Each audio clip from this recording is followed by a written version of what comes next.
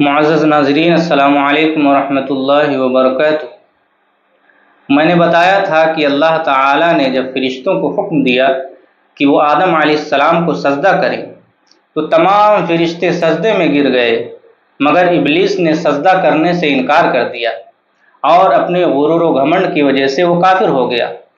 جب فرشتوں نے سجدے سے سر اٹھایا تو دیکھا کہ ابلیس نے سجدہ نہیں کیا ہے، تو شکرانے میں فرشتے دوبارہ سجدے میں گر گئے کہ اللہ کا فضل ہے کہ ہم نے اللہ کے کہے پر عمل کر لیا۔ یہی دو سجدے آج ہمارے نماز میں فرض ہیں جو فرشتوں نے حضرت آدم علیہ السلام کو سجدہ کیا تھا، اور ہم بھی اپنی نماز کی ہر رکعت میں آج دو سجدے کرتے ہیں۔ جب ابلیس نے سجدہ نہ کیا تو اللہ تبارک و تعالی نے اس پر لعنت فرمائی، اپنی رحمت سے دور کر دیا اور اس کو اپنی بارگاہ سے بھگا دیا، اور اللہ تبارک و تعالی نے حضرت آدم علیہ السلام کو جنت میں رہنے کی اجازت دی۔ حضرت آدم علیہ السلام جنت میں رہتے تھے، لیکن وہاں ان کو دہشت ہوتی تھی، کیونکہ وہ سب سے پہلے انسان تھے، ان کے ساتھ کوئی بھی ان جیسا نہیں تھا، اس لیے ان کو خوف ہوتا تھا۔ ایک مرتبہ آپ سوئے ہوئے تھے کہ اللہ تبارک و تعالی نے آپ کی پسلی سے حضرت حوا رضی اللہ تبارک و تعالی عنہا کی تخلیق فرمائی۔ حضرت آدم علیہ السلام جب بیدار ہوئے تو اپنے بغل میں اپنے جیسا ایک انسان دیکھا، تو آپ ان کی طرف بڑھے تو اللہ تبارک و تعالی نے فرمایا، آدم رک جاؤ، تم اس کے قریب نہیں ہو سکتے جب تک کہ تم مہر ادا نہ کر دو۔ حضرت آدم علیہ السلام نے عرض کیا، یا اللہ، مجھے یہ مہر میں کیا دینا پڑے گا؟ تو اللہ تبارک و تعالی نے ارشاد فرمایا کہ میرے حبیب صلی اللہ علیہ وسلم پر 10 مرتبہ درود پاک بھیجو۔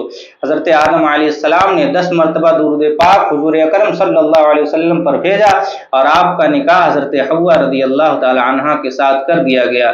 سبحان اللہ! اس درود پاک کے صدقے میں حضرت حوا رضی اللہ تعالی عنہا حضرت آدم علیہ السلام کے لیے حلال ہو گئی، اور یہ درود شریف اس وقت پڑھا گیا جب ہمارے آقا صلی اللہ تبارک و تعالی علیہ وسلم اس دنیا میں ابھی تشریف فرما نہیں ہوئے تھے۔ تو ہمیں بھی اپنے آقا صلی اللہ علیہ وسلم پر کثرت کے ساتھ درود پاک پڑھنا چاہیے۔ جو حضور پاک پر زیادہ سے زیادہ درود پاک پڑھے گا، قیامت کے دن وہ ہمارے آقا صلی اللہ علیہ وسلم کے اتنا ہی قریب ہوگا۔ جب حضرت آدم اور حضرت حوا رضی اللہ تعالی عنہا کا نکاح ہو گیا تو اللہ تبارک و تعالی نے ان دونوں سے کہا، یا آدم اسکن انت وزوجک الجنہ، اے آدم، تم اور تمہاری بیوی جنت میں رہو، اور جو بھی چاہو تم جنت سے کھاؤ، ولا تقربا هذه الشجرہ، لیکن اس خاص درخت کے قریب نہ جانا۔ ایک خاص درخت تھا، اس کا پھل کھانے سے اللہ تبارک و تعالی نے ان حضرات کو منع فرما دیا۔ ابلیس چونکہ حضرت آدم علیہ السلام کو سجدہ نہ کر کے اللہ کی بارگاہ سے دور ہوا تھا، تو وہ حضرت آدم علیہ السلام کا دشمن تھا، اور وہ انہیں ورغلانے کی کوشش کرنے لگا۔ چونکہ جنت میں جانے پر اس کی پابندی لگ چکی تھی، اور جب اس نے جنت میں جانے کی کوشش کی تو جنت کے خزانچی فرشتوں نے اسے جنت میں جانے سے روک دیا۔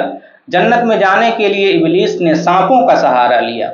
سانپوں کی شکلیں اس وقت اونٹ کی طرح ہوا کرتی تھی، ان کے 4 پیر ہوا کرتے تھے، اور وہ بڑے خوبصورت جانوروں میں سے تھے۔